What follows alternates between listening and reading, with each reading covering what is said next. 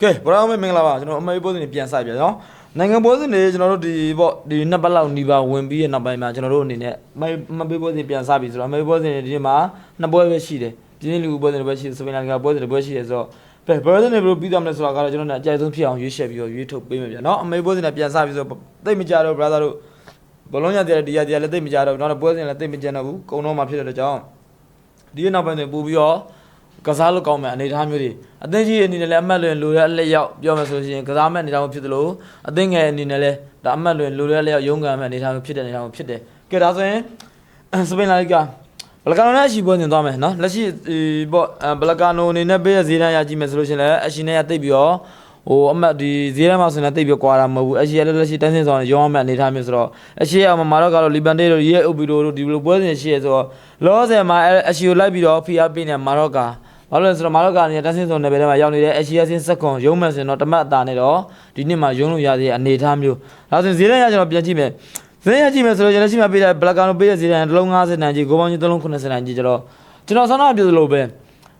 အသင်းကြီးရဲ့အနေနဲ့လိုအပ်ရင်လိုအပ်သလိုကစားမဲ့အနေအထားကိုဖြစ်တဲ့အတွက်ကြောင့်အသင်းငယ်တွေအနေနဲ့လည်းတန်းစင်းစုံကနယ်ပယ်ထဲလွတ်မြောက်အောင်ရုံးတင်ရောမဲ့အနေအထားမျိုးဆိုဒီအနေအထားမျိုး9ပေါင်းကြီး3လုံး90တန်ကြီးကိုပြန်ကြည့်မယ်ဆိုရင်တော့မနေ့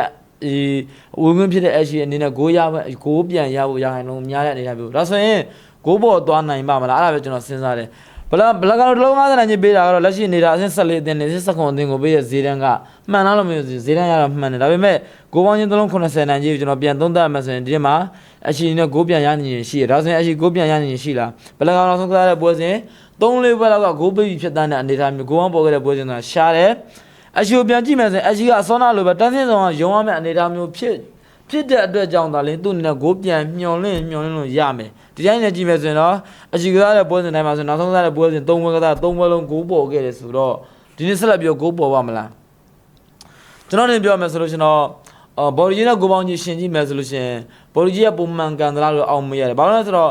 ဒီကနေ့ပြောမယ်ဆိုရင်အရှိကစားတဲ့နောက်ဆုံးကစားတဲ့ပွဲစဉ်3ပွဲလုံးကဂိုးတွေပေါ်ခဲ့တယ် brother တို့လက်ရှိနေတာကအရှိနေတဲ့ဂိုးပေါင်းကြီး390ကြီးထပ်ပေါက်လာတယ်ဘလကာနိုနေနဲ့ကြည့်မယ်ဆိုရင်လည်းဒီအဆင့်အစရကြည့်မယ်ဆိုရင်လည်းအဆင့်14အသင်းနဲ့အဆင့်17အသင်းကိုတစ်လုံး50တန်ကြီးပေးတဲ့ဈေးတန်းကတကယ်ဆိုရင်ဈေးတန်းရကြည့်မယ်ဆိုရင်ပြင်းလုံးပါတယ်ဗျဈေးတန်းဟိုပြင်းကောင်းဈေးပြင်းကောင်းအောင်လို့မြင်မယ်ဆိုရင်ဈေးတန်းရကျွန်တော်တို့ပြင်းပူကြိုက်တယ်နော်လက်ရှိ level အပြည့်ရှုံးကြီးဖောက်နိုင်မဲ့အနေအထားမျိုးတစ်လုံး50တန်ကြီးဖောက်တယ်ဆိုတော့အနည်းဆုံးဘလကာနိုနိုင်ခဲ့မယ်ဆိုတော့1စီအတာနဲ့နိုင်မဲ့အနေအထားမျိုးဂိုးပေါင်းတော့ပေါ်နိုင်ပါမလားဆိုဆက်တော့ကျွန်တော်ပြောသလိုပဲအရှိကတန်းစင်းဆောင်ရဲ့ဖီအားကြောင့်သာလင်းဂိုးပြန်ရ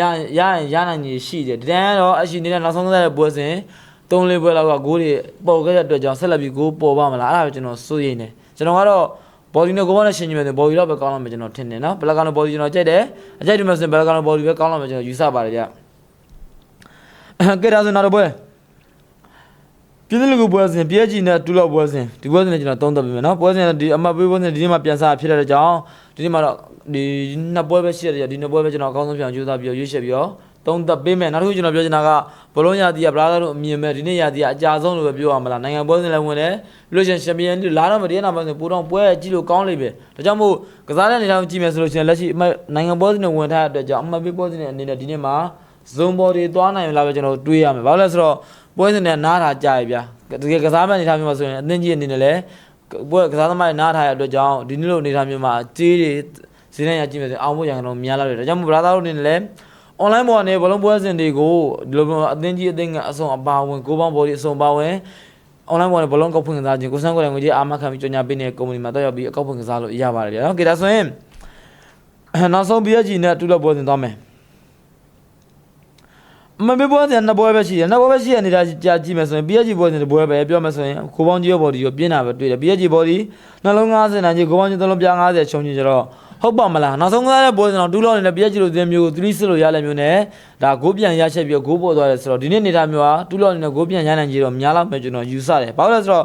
တူလောက်လက်ရှိဖြစ်တဲ့အနေထားမျိုးပြန်သုံးသပ်ရမယ်ဆိုလို့ရှိရင်တူလောက်ဖြစ်တဲ့ကစားတဲ့ပွဲစဉ်တိုင်းမှာဆိုရင်နောက်ဆုံးကစားပွဲစဉ်3ပွဲလောက်ဆိုရင်3ပွဲလုံးပြိုင်မှတဲ့ဂိုးပြန်ရပြီးမှဖြစ်တဲ့အနေထားမျိုးဆိုတော့တူလောက် PSG ကိုဂိုးပြန်မရနိုင်စရာအကြောင်းမရှိဘူးဒီဆောနာကျွန်တော်ပြောတဲ့ဒီစပင်လာလီဂါပွဲစဉ်နဲ့လက်ရှိ PSG ပွဲစဉ်နဲ့ပြန်သုံးသပ်မယ်ဆိုရင်တော့မနေ့ဆောနာအရှိကစားတဲ့အရှိနဲ့ဘလက်ကာနိုသုံးသပ်ခဲ့တဲ့ပွဲစဉ်ကအရှိပွဲစဉ်ပေါ်တိုင်းဂိုးပေါ်တဲ့အတွက်ကြောင့်ဘလက်ကာနိုဈေးတန်းရဈေးတန်တဲ့ကြောင့်ကျွန်တော်ဘလက်ကာနိုပေါ်ရွေးရှေ့ပေးကြတာလက်ရှိ PSG ပွဲစဉ်က တူလို့နဲ့ PSG နောက်ဆုံးရပွဲစဉ်3-0လို့ရလိုက်မယ်နဲ့ PSG အနေနဲ့အဝေးကွင်းကနိုင်ငံပေးမယ်လဲဒါပေမဲ့လက်ရှိနေတာက PSG အနေနဲ့တူလို့လို့ဒီမျိုးဂိုးပြန်ပေးရနိုင်ခြင်းရှိတယ်ဂိုးပေါင်းပေါ်ကြိုက်လာမယ်ဆိုရင်ကြိုက်တယ်နောက်တစ်ခုကျွန်တော်ပြောချင်တာ PSG နောက်ဆုံးရပွဲနှစ်ပွဲရတော့ပြိုင်မဲ့တဲ့ဂိုးမပေးရဘဲနဲ့ဖြတ်တန်းတဲ့အနေအထားမျိုးကြတော့ဘော်ကြီးနဲ့ကောင်းချင်းရှင်ကြည့်လိုက်ဘော်ကြီးနှလုံး90နိုင်ကြီးဂိုးပေါင်းချင်း3လုံးပြ50ချုံကြီးဆိုတော့ PSG အနေနဲ့ဖြတ်တန်းတဲ့ပွဲစဉ်တိုင်းလည်းအနည်းဆုံးအခုနောက်ဆုံးရတဲ့ပွဲစဉ်မှာပြိုင်မဲ့တဲ့ဟောအနည်းဆုံး3လုံး4လုံးပေးပြီးမှဖြတ်3လုံး4လုံးတွင်းပြီးမှပြီးခဲ့တဲ့အနေအထားမျိုးအသင်းကြီးအသင်းအနေနဲ့အနည်းဆုံးဒီလိုမျိုးအသင်းမျိုးကိုအနည်းဆုံးကိုပေါင်းချင်းမပြတ်နိုင်အောင်ဆိုရင်ဘရာဇောင်းအနေနဲ့3လောက်တော့အနည်းဆုံးပြတ်နိုင်တဲ့အနေအထားမျိုးဒါကြောင့်မို့လဲဘူဂီအနေနဲ့ကတော့နှလုံး50နိုင်ကြီး3လုံးအပြည့်စားပြီးကြီးပြီးပေးတာဒါပေမဲ့တူလော့ဘက်ကပြန်ကြည့်မယ်ဆိုရင်လည်းမမှားဘူးတူလော့နောက်ဆုံးကစားတဲ့ပွဲစဉ်တစ်ပွဲကောင်နဲ့နောက်ဆုံးကစားတဲ့ပွဲစဉ်တစ်ပွဲမှာ PSG လိုအသင်းမျိုးကို3လုံးပြန်ရရှိခဲ့တယ်ဆိုတော့ဒီနေ့မှာ PSG လိုအသင်းမျိုးကိုတူလော့အနေနဲ့ဂိုးပြန်ရနိုင်ခြင်းရှိလာမေးမယ်ဆိုရင်ရနိုင်ခြင်းရှိတယ်ဂိုးပေါင်းရကြည့်မယ်ဆိုရင်ဂိုးပေါ်ပဲကောင်းလာမယ်ကျွန်တော်ယူဆတယ်ပွဲစဉ်က2ပွဲရှိတယ်တပွဲကဘော်ဒီကြီးလိုကိုပေါင်းကြီးလိုဘလက်ကန်စပိန်လာလီဂါအသင်းကပေးရတဲ့ကြောင့်ကျွန်တော်ဒီ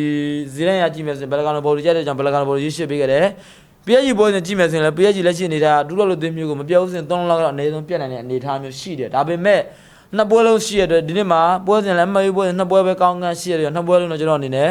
စုံပေါ်မပေးတော့ဘူးကျွန်တော်ထင်တယ်